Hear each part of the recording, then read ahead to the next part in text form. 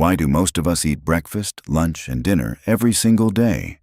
It feels completely natural, but surprisingly, humans haven't always followed a 3-meal schedule. Imagine sitting down for a quiet breakfast, eating a quick lunch at noon, and enjoying dinner with your family at night. To most people today, this schedule feels as natural as breathing. It feels like an ancient human instinct, hardwired into our bodies since the beginning of time. That is what most people believe. But history tells a very different story. For the vast majority of human existence, eating 3 meals a day was not normal. In fact, to the ancient Romans, eating more than once a day was considered unhealthy, unnatural, and even a sign of bad character. They believed that eating multiple times made a person soft, lazy, and sick. So how did a habit that was once seen as a dangerous moral weakness become a strict global law for almost 8 billion people? The answer involves a mix of industrial control, religious obsession, social status, and a single invention that changed human biology forever. To understand how 3 meals a day conquered the world, we have to go back to a time when clocks did not exist, and people ate only when their bodies, or luck, demanded it. In ancient hunter-gatherer societies, eating was completely unpredictable. Humans ate when food was available. If a hunt was successful, they feasted. If food was scarce, they went hungry. There were no set times, no tables, and certainly no concept of breakfast, lunch, or dinner. Even when humans learned to farm and build cities, the idea of 3 distinct meals remained completely alien. The ancient Romans, who built one of the greatest empires in history, were obsessed with digestion. Roman doctors believed that the body needed time to fully process a single meal before receiving more food. Eating once a day, usually around mid-afternoon, was the ideal standard. It was considered clean and healthy. If someone ate early in the morning, people assumed they were sick, poor, or lacking self-control. The Romans even had a specific word for eating early, and it was used as an insult. That should have been the end of early morning eating. Instead, a new power emerged in Europe that transformed the simple act of eating into a test of moral purity.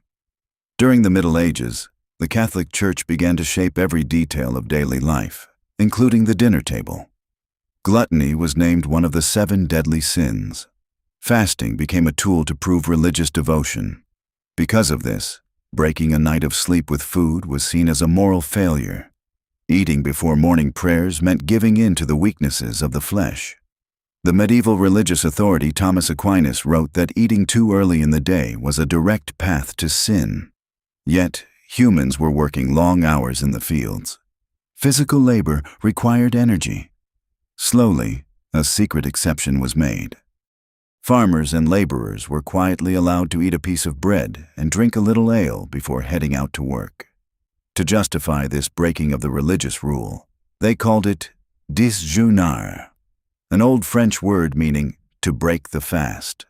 This was the quiet birth of the word breakfast. Even so, breakfast was still viewed with suspicion. Rich nobles avoided it to show their high moral standing, while peasants ate it simply to survive the physical strain of manual work. Food had become a clear indicator of social class. But that wasn't the strangest part. By the 17th century, European wealth was expanding, and a new daily routine began to take shape. Wealthy families moved their main meal later into the afternoon. To pass the time between morning and late dinner, they created a light bite around noon. They called it a luncheon, which originally referred to a rough chunk of food or a handful of snacks. At this point, eating 3 times a day was becoming popular among the upper class as a luxury, a way to show off wealth and free time. But it was still an optional choice, not a strict schedule. Then came a massive global event that destroyed the old ways of life completely: the Industrial Revolution. Almost overnight, millions of people moved from farmland into dark, crowded factories. For thousands of years, humans had worked according to the sun. If you were hungry, you could pause your work in the field and grab a bite. But factory machines did not care about human hunger. Factory machines cared only about efficiency and continuous movement. Factory owners needed a system to control thousands of workers at once. They needed people to show up at the exact same minute, work for hours without stopping, eat at the exact same time, and get back to work immediately. The clock became the absolute master of human life. Workers were forced to eat a heavy meal before their long shifts started, breakfast. They were given a quick, strict break in the middle of the day to fuel their bodies, lunch. And when the factory bells rang at the end of the evening, they returned home to eat their final meal, dinner. 3 meals a day was no longer a personal choice or a medical recommendation. It was an artificial schedule created by factory owners to maximize industrial productivity. That should have solved the problem of human energy. Instead, it created a massive crisis that opened the door for a multi-million-dollar modern industry. Because factory workers and office employees were forced to eat large, heavy breakfasts very early in the morning, millions of people developed terrible indigestion and stomach problems. Their bodies were simply not designed to digest heavy meats and breads at dawn while sitting at a desk or standing at a machine. American society in the late 19th century became obsessed with stomach health. People felt sick, sluggish, and exhausted. Enter a man named Dr. John Harvey Kellogg. Dr. Kellogg ran a famous health resort in Michigan. He believed that heavy, greasy breakfasts were ruining the moral and physical health of the nation. He wanted to create a simple, cold, easily digestible morning food that required no cooking and was gentle on the stomach. Along with his brother, he accidentally left cooked wheat sitting out for too long. When they ran the stale grain through rollers, it flattened into thin flakes. They toasted the flakes, served them to patients, and created the world's first modern breakfast cereal. Cereal was marketed not just as food, but as a medical necessity. Advertisements convinced parents that if they did not serve their children packaged cereal every morning, they were failing as parents. Within a few decades, an entirely new economic industry was built around convincing the world that breakfast was the most important meal of the day. If you are enjoying this deep dive into history and want to improve your English while learning incredible stories, make sure to subscribe to Origin Stories. We share hidden chapters of history every week. Now, back to our story. By the mid-20th century, the 3-meal-a-day structure had spread across the globe, carried by industrialization, Western cultural influence, and aggressive corporate marketing.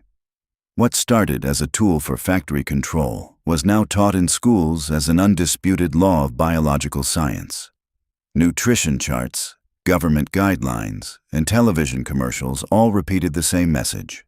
The human body requires 3 balanced meals a day to function properly. Anyone who skipped a meal was told they were damaging their metabolism. Anyone who ate late at night was told they were breaking the rules of good health. Yet, when modern scientists finally began to study the actual evolutionary history of human biology, they discovered a surprising paradox. Human bodies were never designed for constant, timed feeding.